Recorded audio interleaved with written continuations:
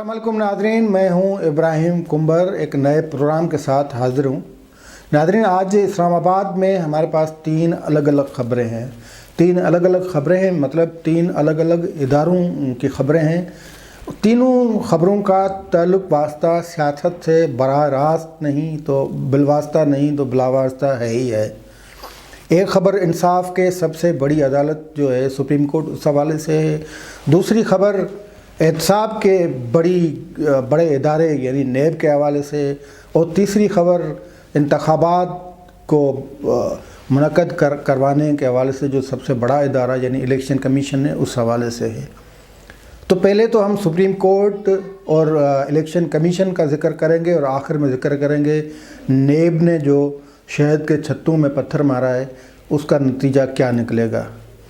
इन सभी तमाम ख़बरों के तफसील हम आपको बताएंगे, लेकिन जिन दोस्तों ने हमारा चैनल सब्सक्राइब नहीं किया वो सब्सक्राइब करें और बेल आइकन को क्लिक करें ताकि बर वक्त हमारी वीडियो आप तक पहुंच सके। तो नाज़रीन, हम आते हैं आज की इस्लामाबाद की तीन गर्मा गर्म ख़बरों पे। ख़बर नंबर एक सुप्रीम कोर्ट के हवाले से है और सुप्रीम कोर्ट ने जो मुआविनों या सलाहकारों की जितनी फ़ौज ज़फ़र मौज है, जो इतने बड़े इतने मुआविन कैबिनेट में वज़ीर-ए-आज़म ने रखे हुए हैं और जिनकी मुआवनत का नतीजा आज मुल्क भुगत रहा है। आटा गायब है, चीनी गायब है, दवाओं का स्कैंडल है, LNG का स्कैंडल है, पेट्रोल का स्कैंडल है।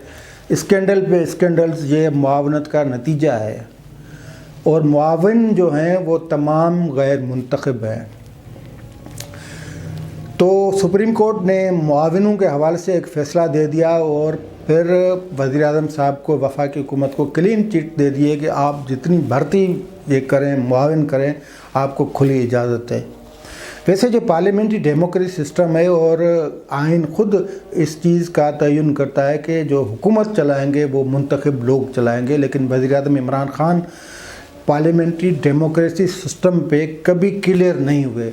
कभी वो सदारती इंतखाबात की बात करते हैं, सदारती निज़ाम की तारीफ़ करते हैं, कभी वो जनरल अयूब को ज़बरदस्त किस्म का बंदा कहते हैं कि 60 की दहाई का पाकिस्तान, 60 की दहाई का पाकिस्तान। कभी वो परवेज़ मुशर्रफ के हवाले से कहते हैं वो ज़बरदस्त हुक्मरान था अगर वो NRO ना देता।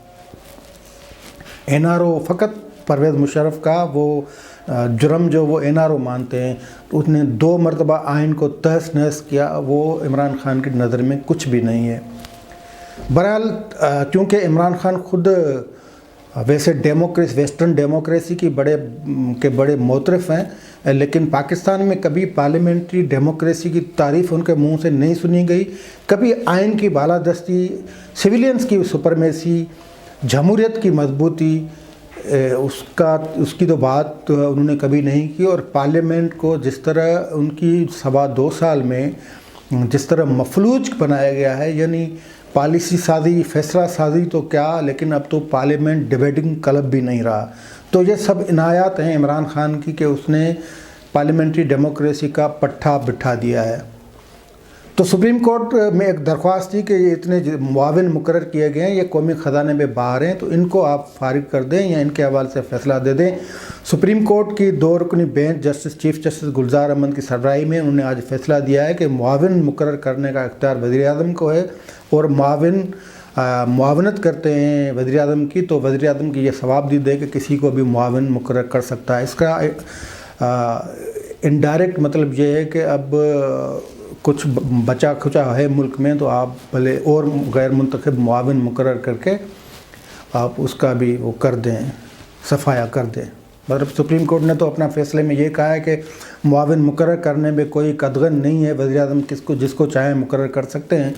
वैसे ये पहले फ़ैसला हाई कोर्ट का था, सुप्रीम कोर्ट ने उस फैसले को मेंटेन रखा है। तो ये जुल्फ़ी बुखारी को उसमें कहा गया था कि उसके पास दोहरी शहरियत है। वैसे दोहरी शहरियत के भी इमरान ख़ान हामी हैं, उनका तो खुलेआम यही कहना है कि दोहरी शहरियत वालों को न फ़कत उनका मुंतखब होना चाहिए, लेकिन वो तो होने चाहिए। वैसे काबीना में मौजूद है, मुआविनीन की शक्ल में मौजूद हैं।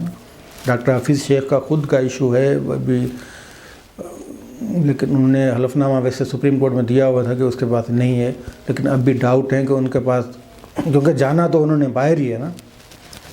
تو بہرحال یہ سپریم کورٹ کا فیصلہ تھا. زلفی بخاری و دیگر معاونین کے لیے راستہ صاف ہو گیا ہے. سپریم کورٹ نے آخری جو سرٹیفکیٹ دے دیا ہے حکومت کو، وہ یہ کہ آپ جتنے چاہیں معاون رکھ سکتے ہیں. اب آتے ہیں الیکشن کمیشن کے حوالے سے. الیکشن کمیشن نے کل ایک فیصلہ دیا تھا. اس میں الیکشن کمیشن نے کہا تھا کہ ملک میں 8 جو ہیں وہ انتخابی حلقے خالی پڑے ہوئے ہیں، جن میں 6 صوبائی اسمبلی کے ہیں اور 2 قومی اسمبلی کے ہیں. ان پہ ہم ضمنی انتخابات کروانے جا رہے ہیں. ان 6 صوبائی جو حلقے ہیں ان میں 3 سندھ کے ہیں، یعنی سانگڑ، عمر کوٹ اور ملیر، اور باقی جو ہے 3 وہ پنجاب، کے پی کے اور بلوچستان کے ہیں. 2 قومی اسمبلی کے جو حلقے ہیں وہ کے پی کے اور پنجاب کے ہیں. تو 8 حلقے ہیں. آج ان میں سے ایک یعنی سندھ عمر کوٹ والا جو حلقہ ہے اس میں ضمنی انتخابات کا اعلان کر دیا گیا ہے اور جنوری کے آخر میں وہاں پہ انتخابات ہونے ہیں. تو الیکشن کمیشن نے جو اس فیصلے میں اہم بات کی تھی وہ یہ تھی کہ پیپلز پارٹی جنہوں نے اسے اجلاس میں شرکت بھی کی تھی، تاج جدر ان کے سینئر رہنما اور مشیر قانون مرتضیٰ وہاب صاحب، انہوں نے ویڈیو لنک پہ الیکشن کمیشن کو جوائن کیا. ان کا موقف یہ تھا، اب میں پیپلز پارٹی کے موقف کی بات کر رہا ہوں ضمنی انتخابات کے حوالے سے، اور پھر اس کو آپ تھوڑا سینٹ انتخابات کی روشنی میں دیکھیں اور پھر استعفاؤں کی روشنی میں بھی دیکھیں. تو پیپلز پارٹی کا موقف یہ ہے کہ چونکہ مارچ میں سینٹ کے الیکشن ہونے والے ہیں، یہ آپ اس الیکشن کمیشن کے پریس ریلیز میں بھی دیکھ سکتے ہیں، چونکہ سینٹ کے انتخابات ہونے ہیں مارچ میں، تو انتخابی جو الیکٹرول کالج ہے وہ خالی نہیں ہونا چاہیے. سندھ اسمبلی کی 3 حلقے ہیں وہ خالی ہیں. پیپلز پارٹی کو یقین ہے کہ وہ تینوں وہ جیت جائیں گے. تو پیپلز پارٹی کا الیکشن کمیشن میں موقف یہ تھا کہ 3 حلقے خالی، صوبائی اور قومی کے 8 حلقے خالی ہیں، تو الیکٹرول کالج سینٹ الیکشن سے پہلے مکمل ہونا چاہیے. اچھا، یہ بات ادھر رکھتے ہیں. تو آج عمر کوٹ کی وہ شیڈول بھی آ گیا ہے. باقی 7 حلقوں کے پریزائڈنگ آفیسر جو ہیں، ریٹرننگ آفیسر بھی مقرر کر دیے گئے ہیں. تو اس بات کو دوسرے تناظر میں اگر دیکھیں، اگر پیپلز پارٹی یہ کہ سینٹ انتخابات سے پہلے یہ حلقے ان پہ انتخابات ہونا چاہیے، الیکٹرول کالج مکمل ہونا چاہیے، تو پھر استعفاؤں کی بات کیوں کرتے ہیں؟ پھر الیکٹرول کالج کو توڑنے کی بات وہ کیوں کرتے ہیں؟ پھر بلاول بھٹو صاحب سندھ اسمبلی کو توڑ کر سینٹ انتخابات ملتوی کروانے کی جو حکمت عملی بنا رہے ہیں وہ کیوں کر رہے ہیں؟ پھر مریم نواز، مولانا فضل الرحمان اور بلاول بھٹو کے بیچ میں سینٹ کے انتخابات کا بائیکاٹ یا اس کو نہ کروانے کے حوالے سے حکمت عملی کیا ہے؟ یہ مختلف سوالات ہیں، جو سوالات پیپلز پارٹی کے اس موقف کے بعد پیدا ہوتے ہیں کہ پھر ایک جگہ پہ وہ کہیں کہ الیکٹرول کالج مکمل ہونا چاہیے، دوسری جگہ پہ وہ کہتے ہیں کہ الیکٹرول کالج جو ہے وہ نامکمل کر دیں گے، ہم اس کو توڑ دیں گے.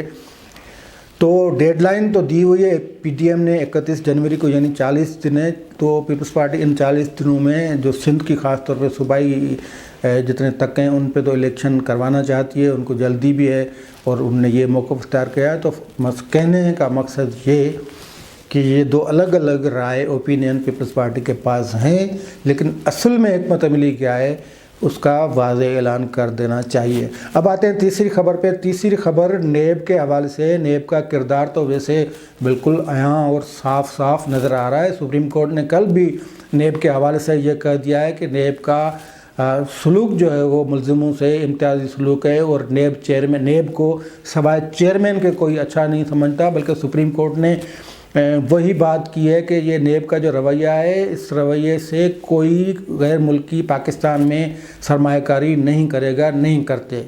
اس حد تک درست ہے. پھر نیب چیئرمین صاحب نے آج وضاحت بھی خیر کر دی ہے. لیکن سپریم کورٹ کی یہ فقط یہ نہیں، لیکن سیاسی جو بندے پکڑے جاتے ہیں ان کے حوالے سے جو نیب کا کردار ہے اس پہ بھی سپریم کورٹ کا فیصلہ جسٹس مقبول باقر کا فیصلہ ہے، وہ پڑھنے کے قابل ہے. تو نیب نے آج جو کام کیا ہے وہ تھوڑا کام مطلب ٹھیک خطرناک قسم کا کیا ہے. خطرناک اس حوالے سے کیا ہے، نیب نے کیا ہے جاری مولانا فضل الرحمان کو نوٹس، اور اس نوٹس کو دیا ہے نام لیٹر کا.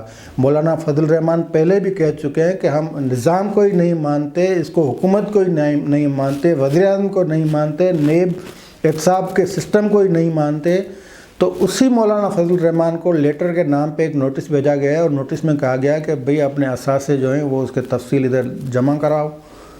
आपके पास जो आमदनी से ज़ायद असासे हैं और हम उसकी तहकीकात करना चाहते हैं, तो 28 दिसंबर तक की डेडलाइन दे दी गई है मौलाना फजल रहमान को कि अपने असासे जो आमदनी से ज़ायद हैं उसकी तफसील जो है पूरी की पूरी हमें जमा करवाएं। मौलाना फजल रहमान का 3 साथियों को नेब ने नोटिस भेजा था, वो गुज़िश्ता दिन पेशावर नेब में पेश हुए थे और उन नेब की ने जो उनसे पूछताछ की थी, जो इन्वेस्टिगेशन की थी, उसके बाद ये नेब ने नोटिस जारी किया है, मौलाना फजल रहमान को नोटिस जारी कर दिया है। अब देखते हैं कि मौलाना फजल रहमान इस नोटिस का क्या जवाब देते हैं।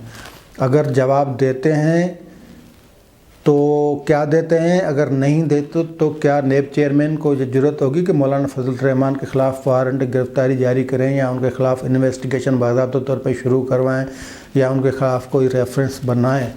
तो इस बात का इंतज़ार रहेगा। वैसे नोटिस जारी करके बाज़ाब्ता तौर पे मौलाना फजल रहमान को तलब भी करके देख लें नेब चेयरमैन। हो सकता है मौलाना फजल रहमान पूरी जो सिपाह है उसको लेकर आ जाएं कहीं पे। तो ये मौलाना फजल रहमान के हवाले से ख़बर थी। मौलाना फजल रहमान अब PDM के सदर हैं, तो मेरे ख़्याल में नेब को भी कहा गया होगा यार कुछ खुदा के वास्ते हमारी कुछ मदद करो, आप मौलाना तो आगे आगे जा रहा है और बिलावल और मरियम नवाज़ दोनों को भी सरगर्म कर दिया है, तो हम थोड़ी मदद करें। वैसे नेब सहूलतकारी की किरदार ही अदा कर रहा है, ख़ास तौर पे नेब चेयरमैन साहब जो भी है ना, उन्होंने सियासी लोगों के पीछे वो हाथ धो के पड़े और किसी के कहने पे ही पड़े। अब किसके कहने पे पड़े हैं वो खुद आप जानते हैं, लेकिन हमें इंतज़ार रहेगा मौलाना फजल रहमान को जो लेटर नमा नोटिस भेजा गया उसका जवाब क्या आता है, उसका रद्द-ए-अमल क्या आता है, फिर उसके रद्द-ए-अमल यानी मौलाना के रद्द-ए-अमल के बाद नेब का क्या एक्शन रहता है। सब इंतज़ार करते हैं, देखते हैं। आज तक के लिए इतना ही। देखते रहिए हमारा चैनल।